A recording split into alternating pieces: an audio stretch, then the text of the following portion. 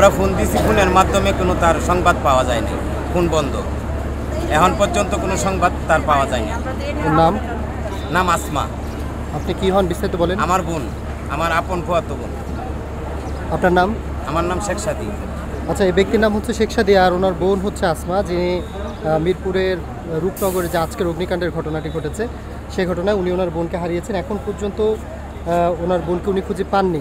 মৃত্যুবরণ করেছে কিনা উনি এই বিষয়টিও জানেন না, কিন্তু আমরা ফায়ার সার্ভিস আমাদেরকে বলেছে 9 জন মারা গিয়েছে, কিন্তু 9 জনের মাঝে কে ওনার বোন আছেন কিনা উনি এটা জানেন না, বা ওনার বোন কেমন আছেন সেটিও জানেন না। ওনার বোনের নাম হচ্ছেন আসমা আর ওনার ভাইয়ের নাম হচ্ছেন শেখ সাদি। ওনারা মূলত আজকের এই অগ্নিকাণ্ডের ঘটনায় সকাল 8টায় ওনার বোন এখানে কর্মস্থলে কাজ করতে আসেন, কিন্তু এরপর আর বাড়ি ফেরা হয়নি। মিরপুরে যে রূপনগরে যে আগুনটা লেগেছে, সে আগুনে কেমিক্যাল গোডাউনে যে আগুন লেগেছে, সে আগুনে এই সানিয়া নামের এই মেয়েটিকে খুঁজে পাচ্ছেন না তার ভাই। মূলত ইনি হচ্ছেন তার ভাই। তিনি জানাচ্ছেন যে তার বোন সেখানের পাশের যে জায়গাটি একটা অবস্থানে এসে কাজ করতেন, সেই জায়গাটিতে থেকে তিনি এখনই ফিরে আসেননি।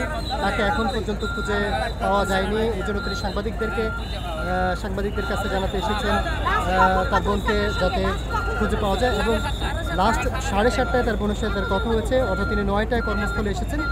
এরপর থেকে অর্থাৎ আগুন লাগার পর থেকে তার বোনকে তিনি এখন পর্যন্ত পাননি।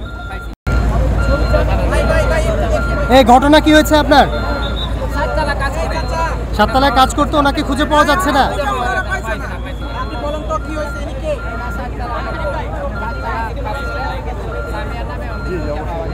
উনি হচ্ছে ওনার বোন, ওনার নাম হচ্ছে সামিয়া। উনি এখানে মূলত মিরপুরে যে গোডাউনটা আছে এই গোডাউনে কাজ করতেন, কিন্তু মিরপুর যে কেমিক্যাল গোডাউন আর কি, সেই গোডাউনে কাজ করতেন, কিন্তু তার বোনকে খুঁজে পাওয়া যাচ্ছে না।